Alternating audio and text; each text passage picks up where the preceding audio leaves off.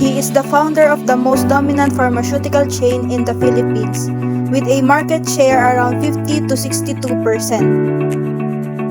Mercury was a Chinese-Filipino businessman best known for being the founder of the pharmacy chain Mercury Drug. Mercury's story is an inspiring one and also very educational because everything he did was pretty fundamental. Mercury was born on August 14, 1921, just a few years after the World War I, and he will live through World War II. Seems though around this period, but it will be a blessing in disguise for the young Mercury.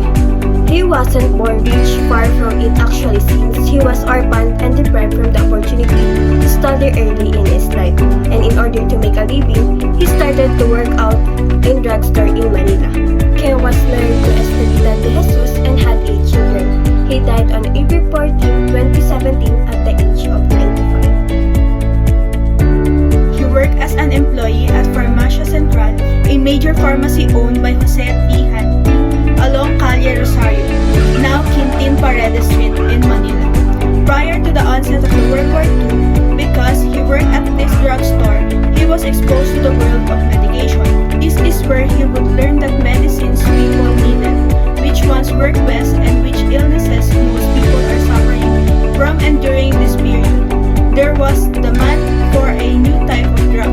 These new drugs were developed by German scientists in the 1930s, and they were considered revolutionary, and they even went on to calling them as miracle drugs. After the war ended in 1945, Ke bought 100 pesos worth of sulfathiazole pills, or also known as miracle drugs, which was believed to cure many kinds of illnesses.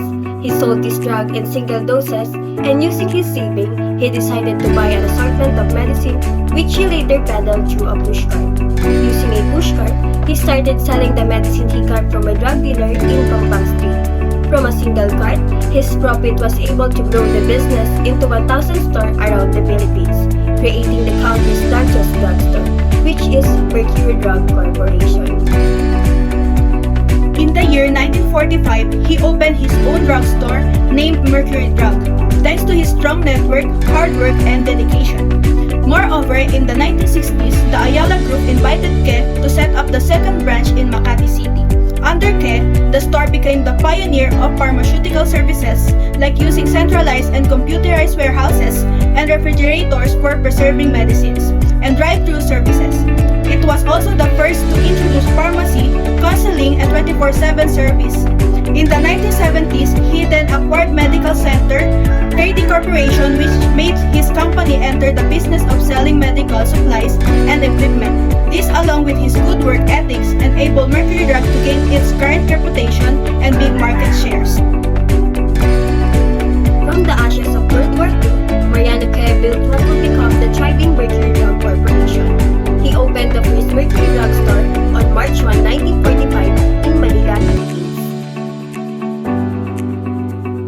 Ke, who had worked at a local drugstore before the war, opened his own drugstore when he noticed the demand for sulfa, a type of antibiotic used to treat bacterial illnesses.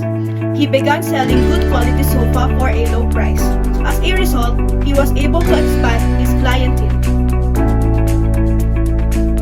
With his 100 pesos investment, he was able to open the first Mercury drugstore in 1945 through quality products and fair prices. Mercury Drug expanded to over 1,000 stores nationwide under Ke's leadership over 7 years, becoming the largest drugstore chain in the Philippines. Because of his successful business, he helps a lot of Filipinos in terms of surviving medical needs by producing high-quality medicine. Mercury Drug has built a powerful brand built on the idea of trust because people trust Mercury to provide them with authentic medicine, and this is the very sentiment that kickstarted the Mercury Drug business ever since the beginning in the hands of its founder, Ke.